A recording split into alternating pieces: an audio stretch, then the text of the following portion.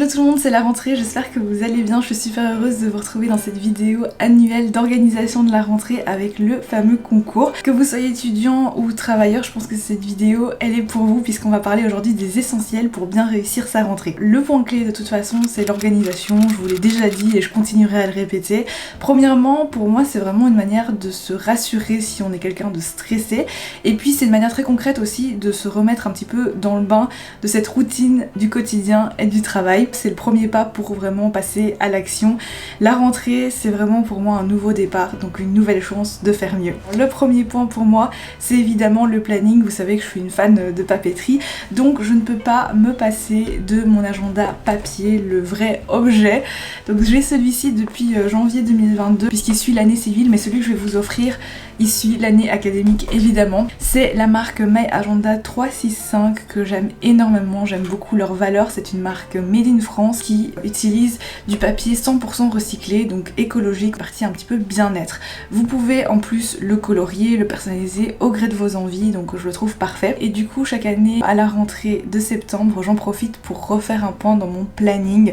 Pour les étudiants par exemple, c'est le meilleur moment pour fixer un petit peu vos horaires de cours, prévoir vos plannings à la semaine. Pour les travailleurs, je pense que c'est le moment idéal pour peut-être améliorer sa méthode de travail et optimiser les choses. Donc personnellement, je vais vraiment regrouper toutes mes tâches et missions comme dans une to-do list et je vais essayer de regrouper les choses pour optimiser mon temps.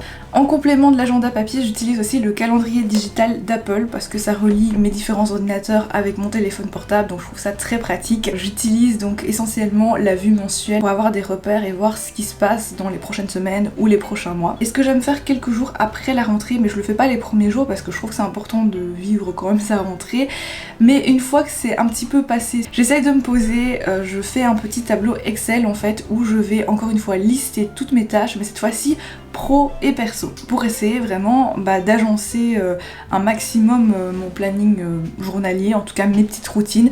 Je vais même y mettre mes tâches ménagères par exemple, comme ça je peux optimiser les heures par rapport aux factures d'électricité, par exemple faire mes lessives, les heures de week-end où mon contrat est moins cher, etc. Et ça me permet aussi d'optimiser mon temps de manière générale pour encore une fois regrouper les tâches qui peuvent être faites en même temps. Faire mon planning, c'est l'idée de retrouver un petit peu mes repères du quotidien, même si vous le savez, moi je suis travailleuse indépendante, du coup toutes mes journées sont un peu différentes, c'est encore plus important pour moi d'avoir des repères pour ne pas faire n'importe quoi non plus. Deuxième point, j'en profite également pour programmer toutes mes alarmes, donc sur mon téléphone, que ce soit mon réveil évidemment, mais je suis quelqu'un qui est tellement stressé que j'ai une espèce d'horloge naturelle, je me réveille souvent 2-3 minutes avant l'alarme réellement, mais au moins c'est un filet de sécurité, avoir une alarme qui va sonner au cas où je me réveille pas.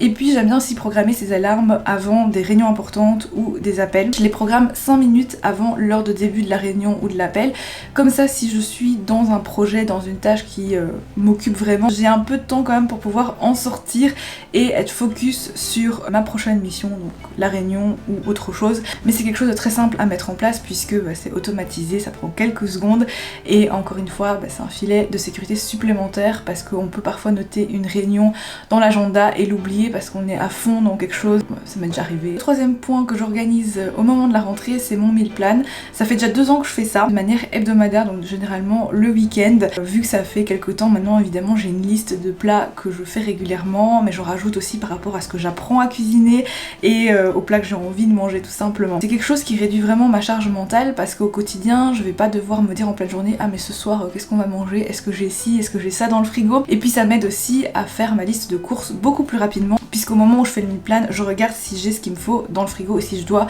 l'acheter justement. Au niveau des courses d'ailleurs maintenant, je ne vis plus dans une grande ville et pour l'instant j'ai pas de voiture, c'est un choix momentané mais que je trouve pas mal au niveau écologique et au niveau financier, mais pas de voiture ça veut dire difficulté à faire les courses parce que je dois prendre mon caddie et je dois prendre le bus pendant 30 minutes, donc c'est une perte de temps évidemment, et même si pour moi faire les courses c'est pas une charge mentale parce que j'aime bien me balader dans les allées et pouvoir surtout choisir mes fruits et légumes, ça c'est quelque chose qui me manque. Actuellement j'ai fait le choix de la commande en ligne et de me faire livrer mes courses parce que comme ça je perds vraiment pas de temps. Après au niveau qualité, je me rends compte qu'évidemment si je pouvais, je préférais quand même faire le marché ou aller chez le primeur pour les produits frais parce que là c'est pas moi qui l'ai choisi. Ensuite le quatrième point qui est un de mes préférés mais aussi un des plus importants évidemment, c'est l'aménagement de son espace de travail. Dans la précédente vidéo je vous ai déjà présenté mon bureau idéal que j'ai la chance d'avoir. Je suis actuellement près de celui-ci, il m'est vraiment très utile et je vais pas le détailler à nouveau puisqu'il y a une vidéo complète dessus, mais par contre il me reste encore à aménager ma pièce parce que là vous le voyez pas mais il me manque des tiroirs, il me manque des portes de placard, donc c'est assez bizarre.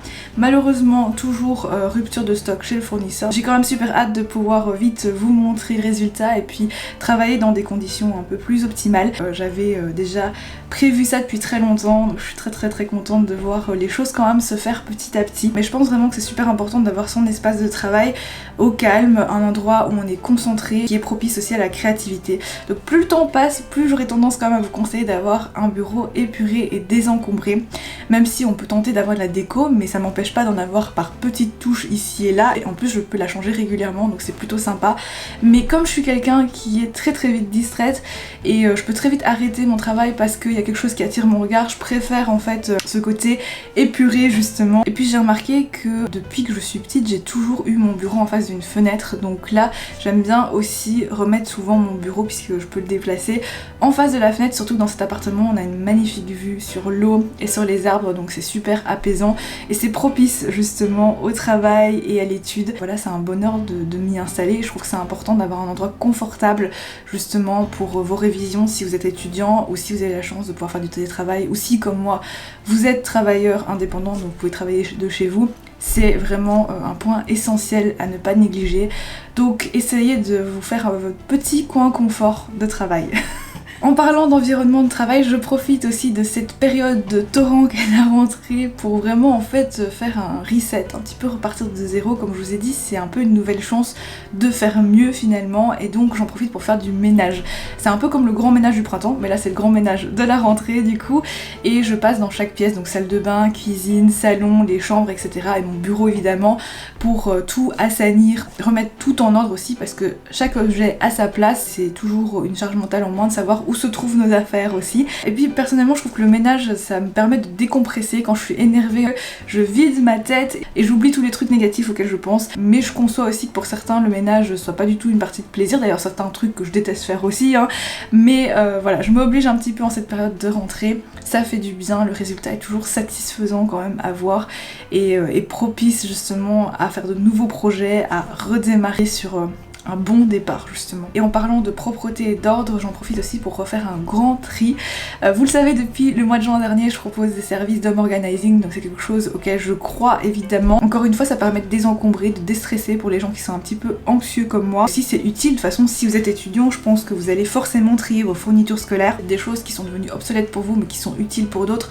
Vous allez pouvoir faire une donation ou alors les vendre si c'est un petit peu de valeur. C'est un point obligé évidemment pour savoir exactement ce qu'il faut racheter ou pas. Et chaque année en septembre j'en profite aussi pour faire un grand tri dans mon dressing, donc je vous partagerai ça en vidéo si ça vous plaît, ça vous permettra aussi d'être motivé pour le faire. Je vous conseille de le faire, encore plus si vous êtes adolescent parce que probablement vous êtes en train de grandir, donc il y a des vêtements que vous ne pouvez plus mettre. Moi je ne peux plus mettre certains vêtements parce que j'ai pris du poids clairement, donc j'espère changer ça cette année, mais en attendant il y a des vêtements qui prennent de la place que je remettrai jamais même si je perds du poids, donc je préfère libérer cet espace. Que vous soyez minimaliste ou plutôt accumulateur d'objets, il n'y a pas de mieux dans les deux. En vrai j'ai eu des périodes où j'ai été l'un ou l'autre, c'est sans jugement de ma part, mais c'est juste que faire un tri ça vous permet aussi de faire le point sur ce que vous avez, et puis quand vous libérez l'espace ça vous permet aussi d'accueillir de nouvelles choses, donc du mieux pour vous. Mon tri il reste toujours sur le principe de ne garder que ce qui me rend vraiment heureuse, que ce qui m'est vraiment utile aussi, et le reste je préfère vider. Au final il vaut mieux ne garder que le meilleur chez soi. Le point suivant c'est quelque chose dont je vous parle je crois chaque année, mais j'en profite aussi pour fixer mes objectifs parce que poser ses intentions ça permet de passer à l'action et puis surtout en fait ça va créer votre motivation. Plus un objectif est important à vos yeux, plus évidemment vous allez vous donner les moyens d'y arriver, et donc c'est important évidemment de savoir ce que vous voulez vraiment. Donc les objectifs par exemple que moi je vais me fixer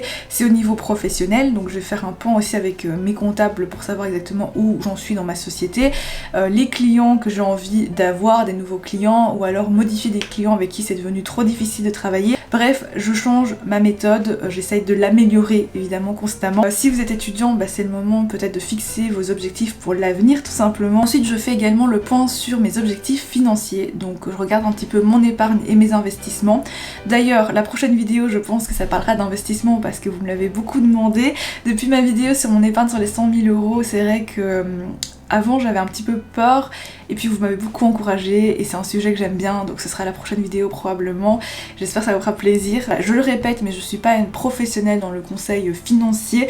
Je vous présente juste ce que moi je fais à titre personnel et je suis bien consciente des risques que ça engage évidemment, et je le fais en sachant ma situation. Donc ce que je fais ne va pas correspondre forcément à ce que vous pouvez faire, mais par contre je suis sincèrement persuadée qu'il y a toujours une méthode d'épargne, une méthode d'investissement qui correspond à chacun d'entre nous, mais il faut trouver évidemment la bonne méthode, tout simplement. La rentrée évidemment c'est le moment de prendre des bonnes résolutions. J'essaye d'en prendre au niveau habitude de vie, donc en ce qui concerne le sport, l'alimentation. J'ai un très mauvais sommeil en ce moment, peut-être parce que je suis de nature angoissée, mais il faut que je change vraiment ça.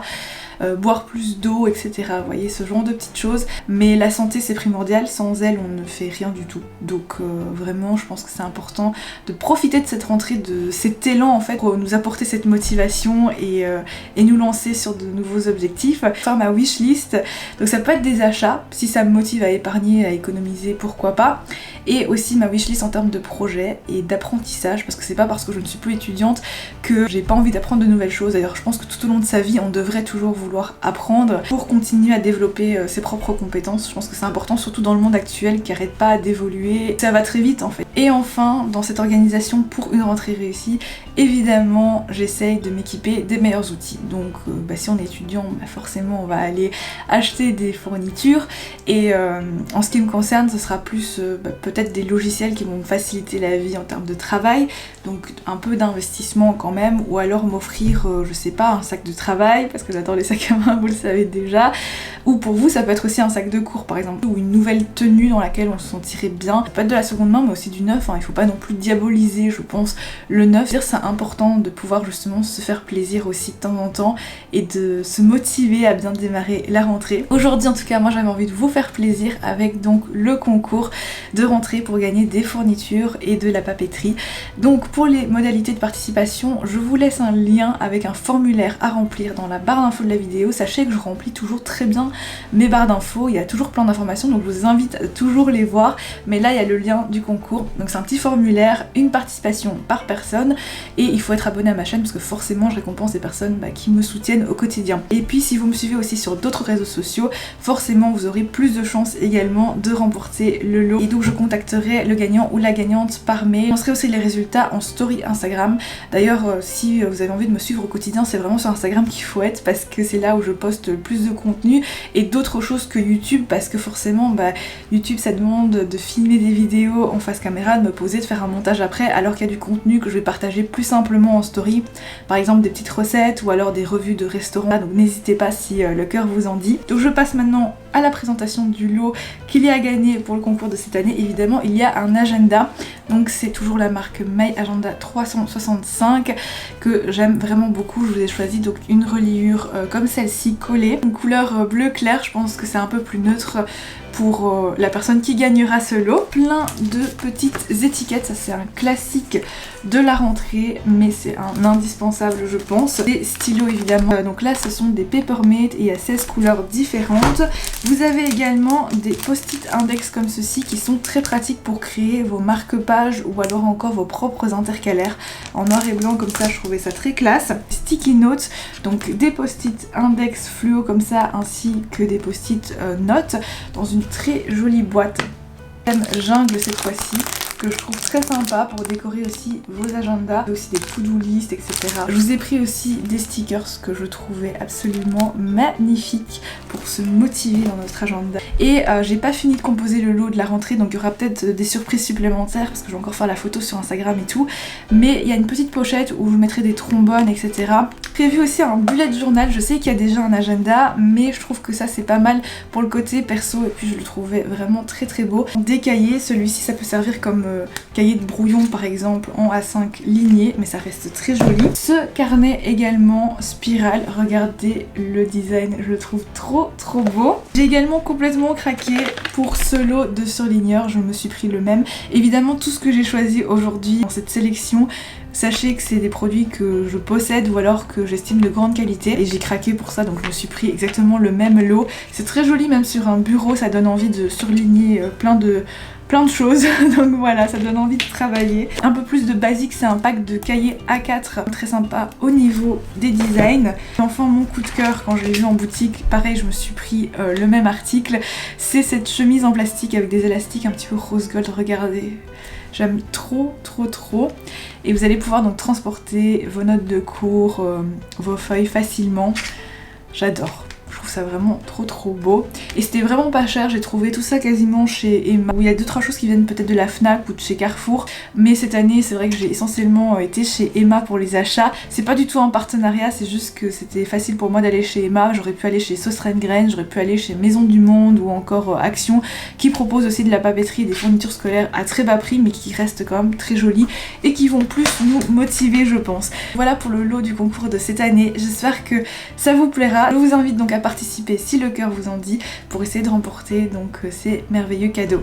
Sachez que le concours est ouvert donc à l'international et je vais le laisser ouvert jusqu'au 18 septembre normalement. Donc je ferai le tirage au sort le 19. Donc voilà pour cette vidéo, merci de l'avoir regardée jusqu'au bout. N'hésitez pas à vous abonner à la chaîne si ce n'est pas encore fait pour suivre les prochaines aventures. Et j'en profite pour remercier les nouvelles personnes qui sont arrivées sur ma chaîne, ça fait vraiment plaisir d'avoir autant d'encouragement. C'est une chaîne assez lifestyle, donc on parle de sujets différents. Et globalement, j'essaie toujours de vous donner au moins un conseil, de vous apprendre une chose ou alors tout simplement de vous motiver. Le but finalement, c'est d'apporter des vidéos positives ou informatives, mais d'améliorer son quotidien tout simplement. Voilà pour cette vidéo, j'espère vraiment qu'elle vous aura plu. On se retrouve très bientôt dans une prochaine. D'ici là, prenez soin de vous, c'est le plus important. Je vous embrasse et à très vite.